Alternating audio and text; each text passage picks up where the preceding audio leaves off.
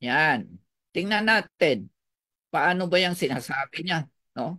Gawin natin yung math. Kailangan may table tayo para mabilis natin maunawaan. Try natin yung next. Oh, ito na. Oops. No? Okay. Power of 10. Level. Yan. Tandaan nyo yung level ha. Level 1, level 2, level 3, level 4, level 5, level 6, level 7. Pitong level. 10 by 7 force matrix. So accounts ito. Ito income. Yan. Ngayon, pag nag-introduce ka, dahil yun ang requirements para maging manager, 10 directs. Dapat may 10 kang direct. Ang referral link mo ang gagamitin. Hindi counted sa 10 directs yung ad account mo. Tandaan nyo yan. Okay? Pag nangyari yan, ikaw ay ROI na po. Wala ka nang ikakatalo. You have nothing to lose. Bumalik na yung 10 mo. Earn ka na ng 10. Okay? Ngayon, nakumpleto mo. Yung 10 mo, ganon din ang gagawin. Dahil umaattend ng Zoom na intindihan, tinuruan mo pa, o mag-duplicate sila, mag-multiply by 10. Pag nangyari yan, 10 times 10, ilan? 100.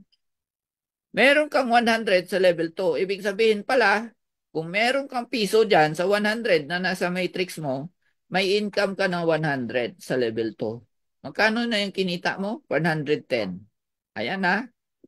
Okay? Then, level 3, yung 100 nag times 10. Okay, meron ka ng 1,000 sa level 3.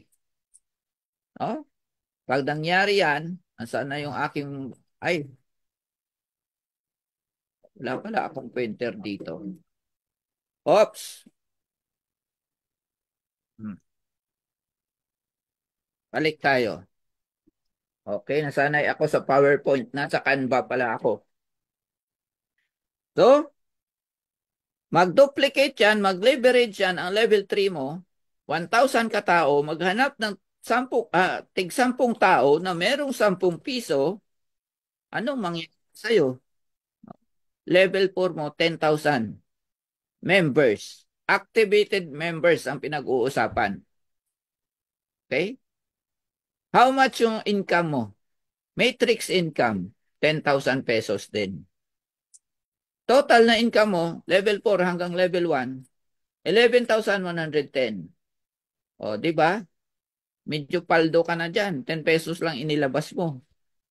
Ngayon, mag-duplicate 10,000 times 10, may 100,000 ka na. No? Ayan. 100,000 earner ka na. Partner. No? Pa-burger ka na. No? Dahil ang kinita mo dyan, no? 111,110. Okay? Hindi mo mapigilan ang tao. Nakita nila, consistent ang withdrawal. Kanina may nag-withdraw. Congratulations. No? Coach, paano ba mag-withdraw? O yan, i-transfer mo yung dollar mo sa akin, bilhin ko na. No? So, yun ang role ng mga banker. Tuwang-tuwa siya. Oh. Okay? $2 na withdraw niya. Sa ibang platform, may minimum withdrawal. Sa kanya, $2. No? Ang masaklap niyan, nakalimutan ko pa yung 5%. Hindi ko nabawasan. O, diba? So, nadoble yung tuwa niya ngayon. Okay? So, congrats sa mga nagwi-withdraw. Yung iba, iniipon pa kahit ako eh. No? Actually, kung marunong ka, hindi mo na kailangang i-withdraw kay banker eh. Benta mo na yon yung 0.19, 10 pesos na yon. No? I-transfer mo sa mga nangangailangan ng activation.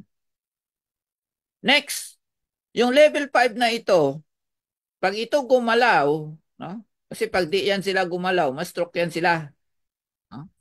Gagalaw yan. Bakit? Gusto din kumita ng 111,110. Aba, si Coach Elmer kumita na ng 111,110 na. Galawan ko nga ito. Oh, baka mas doble pa yung galaw niya sa galaw ko. Oh, pag nangyari yan, 1 million level 6 mo. times 1 peso, 1 million din ang income mo. Good or very good? Oh, yes or yes? Oh, walang magnono niyan. Oh. Meron lang isa sa atin na una dyan sa million level na yan. Grabe siguro ang pasok ng tao. No? Kasi ang tao, pag may nakikitang resulta, ayan, nagkukumahog yung mga yan. Minsan sisihin pa nila. Bakit hindi mo kaagad ako pinilit noon? Oh, diba? Ganun, may mga ganun. Na-encounter ko yan. Ang laki na ng kita mo dyan ah. Dapat sinama mo ako. Oh. Ngayon, yung ini-invite ka, naliitan ka dahil piso-piso. Oh. Diba? Paano na? Kung ang level 6 mo, gumalaw din. Oh, meron kang 10 million sa level 7. Hindi mo yan mapigilan. No? Kasi tayo, nagmo-multiply. No? Ang laro natin dito, multiplying yourself through others. Nagle-leverage tayo. Potential income pag nangyari yan, no? Maliwanag pa sa sikat ng buwan. 11,111,110 pesos. O, di ba? Wala na. USDT na yung withdrawal mo niyan. Hindi na kaya sa GCash mo at hindi na kaya sa bank mo. Okay? Ang bangko may limitation eh. Nag-withdraw ka sa bangko ng more than 500,000? Ako, questionable ka na. Diba? Mare-red flag ka na. Ano yung sabi nila? Maaamla ka na.